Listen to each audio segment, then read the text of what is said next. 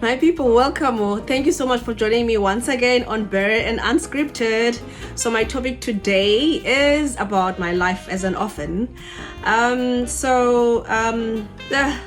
This is very hard for me to share, even with the people close to me. It takes time for me to share this part of my life with anyone, unless I trust them. You know, I take time, and until I see that they are worth me telling this part of my life. Just as a disclaimer, I'm not looking for sympathy. Please don't feel sorry for me. It happened almost 21 years ago now, and I don't know if I've healed from it. I don't know if you ever heal from losing your parents. I don't know if that's even possible, but you know, I've navigated my life without them, and I am the woman that I am today. Because of everything that they taught me and everything that I saw my parents do. So I'll just start with my childhood, really. So I had a great childhood. Both my parents were business people, entrepreneurs. So my mother had her own business and my father had his own business as well. I always tell people that I don't remember seeing my parents go to work. Like, you know, there was no one rushing out of the house in the morning saying I'm going to work. So I grew up in that environment. My mother was truly an angel on earth. I'm sure that everyone would love to say that about their parent, but for her, even anyone who knew my mother would say the same thing while she was still alive. Not this thing of people like talking nicely about people when they are dead. So she didn't like conflict at all. As a result, if she was mad about anything, she would choose to write me a letter. So she had this book that she would write me letters upon letters when she was angry about something. So she wrote more than she spoke. I've never seen her argue with anyone, and my mother never spoke a bad word about anybody, and I've never heard anyone say anything bad about my mother either. So how she died was, I think I did say something about my father dying when I was 4, my mother dying when I was 19. In my other video, I'm not sure. But how she died is, I thought my mother was healthy. You know, my mother was quite fit. She didn't exercise or anything, but she would eat healthy, and she focused more on her diet more than exercising. And I think her job was the kind where she would go up and down and like helping clients and all of these things, so that kept her fit as well. She had a great body. She was one of those African women with Coca-Cola bodies with a small waist and a little bit of hips. So what had happened was she fell sick when I was doing my first year. I think that was 2001 in Cape Town, and it was September, and one of her friends and some family members called to tell me that she was sick. And I had been home a month before, and I'd seen her and I spent time with her, and she showed me things that she's never showed me before. I didn't plan on saying this on this video, but I think it's true that when someone is about to die, they know. Maybe they're not allowed to tell us. Maybe I don't know, but I think she knew, because she showed me her bank accounts. She showed me her business transactions. She showed me who owes her money. She showed me all of these things. I didn't ask any question either, and I just thought, oh, maybe I've grown. I'm over 18 years old, so she feels the need for me to know these things. Never ever have I ever thought that, you know, she's going anytime soon. I mean, my mother was 40 years old, which is the same age that I am right now. So I never thought anything of it, really. So anyway, when I went home a month before, I saw that she had lost a lot of weight. But and then she started explaining one day. I think she knew, because I always ask her, like, WhatsApp. Like we used to talk about anything together. There was, we were like best friends. So I asked her, what's wrong with you? Why are you losing weight? Where are the hips? Where are the, And then she told me that she's going through a lot right now. Her business, there's a lot of things that are going on with business. And she had been through something that was public as well. Like it was in the papers in the Eastern Cape at some point. And I was they just told me this when I was at home. And I saw the paper as well. And I saw how she was accused of something, and then the government was involved. This was just a mess. So she told me, no, this is what is going on. So this is why I'm like this.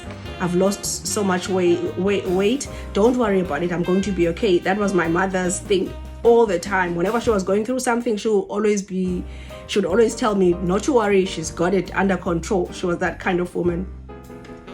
I didn't want to ask I didn't ask too many questions. I was like, okay, that's fine. So I got a few days later, I knew deep down that there was something wrong. I don't know. You just know when there's someone that you love and someone that you care about. You know when there's something wrong with them. I don't know whether the universe also prepares you, for their departure. But I was really not okay. And I spent most of my time at the gym as a result.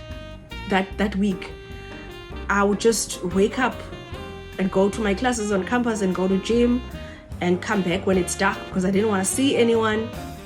And I was just in my own space, man. So I had different people calling me and telling me that, hey, your mom is sick. Why are you still in Cape Town? Come home. There was a neighbor who called me as well. She was very close to me. I used to visit her other family as well. So we were very close in a way. So she told me, please come home. I don't think your mother's going to make it. She's the one who woke me up, She's the one who really told me that there was something wrong here. Because everybody else was just saying, hey, your mom is sick. Your mom is sick. Come home if you can. But this one, she told me, you better come home because I don't think she's going to make it. And that's when I woke up. I was like, okay, I really need to go home. So I called her. And the phone rang and nobody picked up. I called her again and again and again. And after some time, maybe about 2 hours, she picked up. And I could hear that she was not the same. I could feel the pain in her voice, and I just knew that something is not right. So she answered the phone and she told me, I asked her if everything is okay, what is going on. I hear people saying that you are sick. What's wrong? And she just said, and this time she was crying, and I was also crying at this time, and she said, my body is painful. Every part of my body is painful. I wish I can say this in my own language for everyone to understand. But in my own language, she says, Zintlungu mntanam. Zintlungu. And she's crying while she's saying this. And I don't know what to say. I'm just feeling, I don't know. I don't know how I was feeling. I was not okay, Before I could say anything else, someone takes the phone from her and they assure me that she's going to be okay. Yeah, she's sick, but she's going to be okay. We're gonna take her to hospital and she'll be okay. We promise you. Please focus on your studies. That's what your mother wants you to do. She wants you to focus on your studies and don't worry about her. That's why she didn't tell you. Now, this is a friend of hers that I know.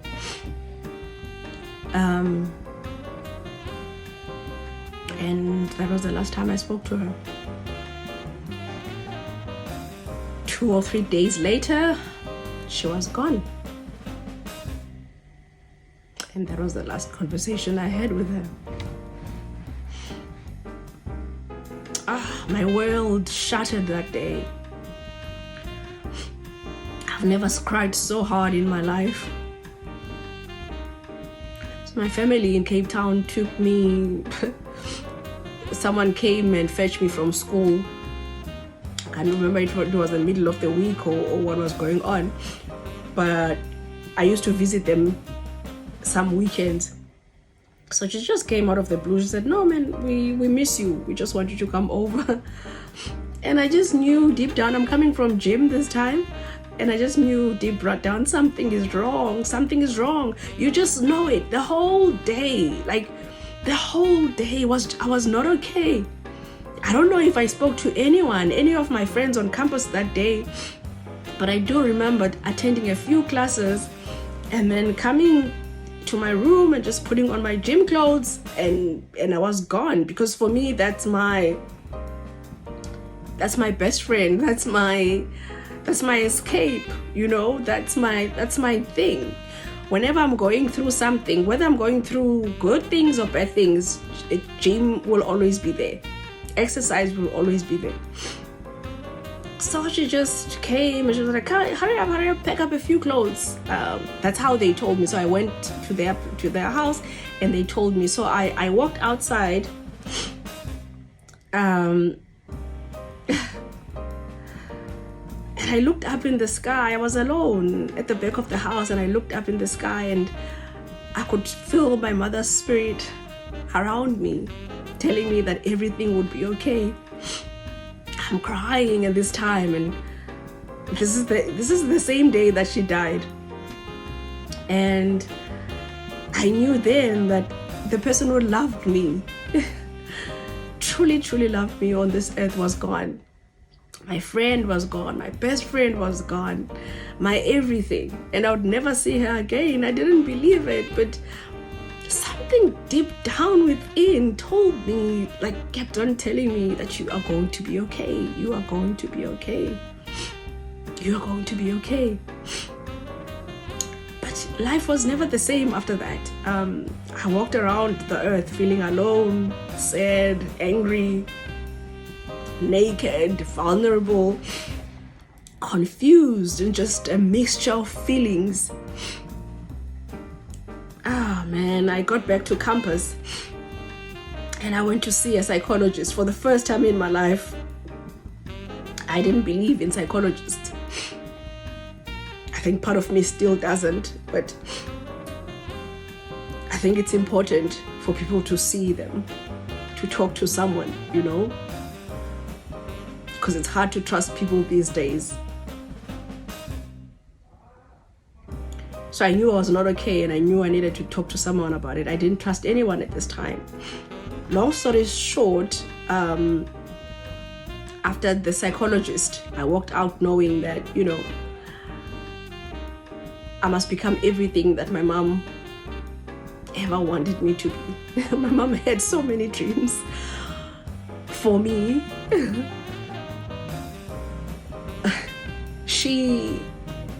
My mom was never educated.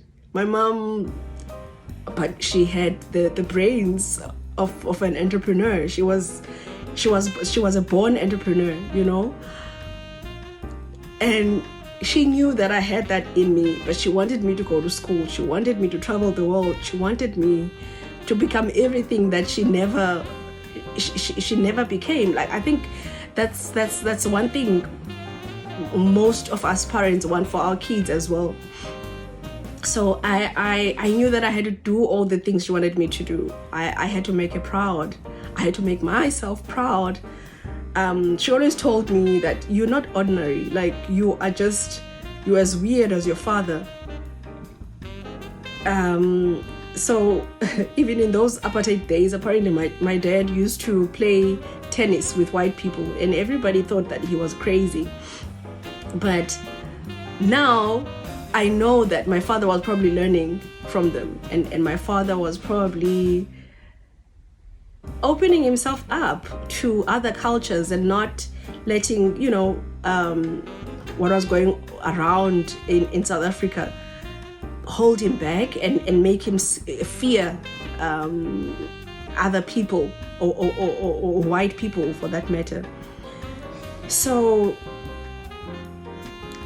yeah, so my father didn't follow the status quo. Like, he didn't buy into things that black people were doing, you know. He would just do his own thing.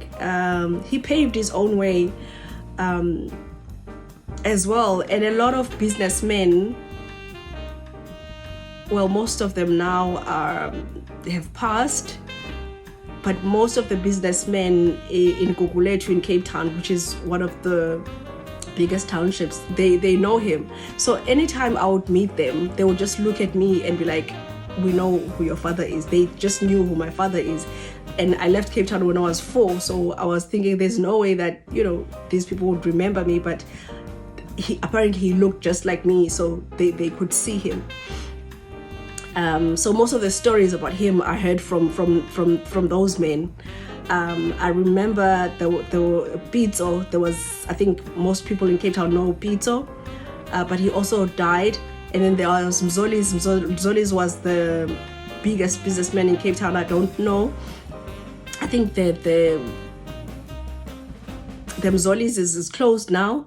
There was another one also next to Mzoli. So there was a couple of people that knew him as well. So yeah, so I literally, after my mother's death, I literally went through hell on earth. I always tell people that you cannot hate someone who's lost both their parents. Those people have been through it.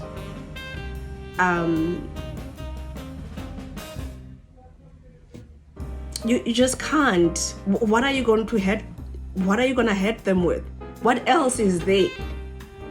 What else is there in life besides losing both your parents? What's the worst that could happen? That person has seen it all, man. That person has seen hell already. They've walked through it. They've walked through hell. They inhaled the smoke. They felt the heat. They felt the heat, especially from family members, from humans you meet around the earth.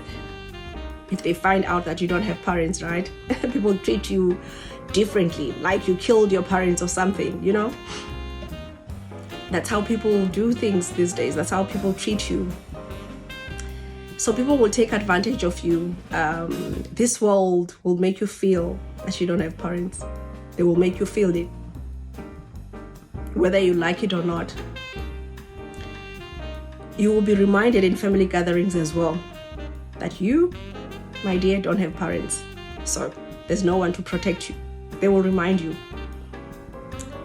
People of the world will take advantage of you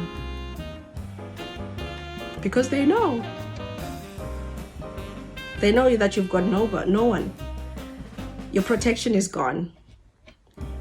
You become naked, man. I don't know how to put it. You become naked around the world when you don't have parents. People just think that you are, they can do whatever to you. They can say whatever. They can treat you however. This is family members and people you meet around the world.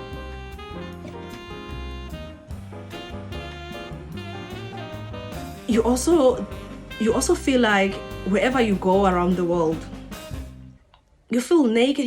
You feel like everyone can see right through you. Everyone can see your pain. You feel like everyone can see your pain wherever you go. I experienced a roller coaster of feelings when all was said and done.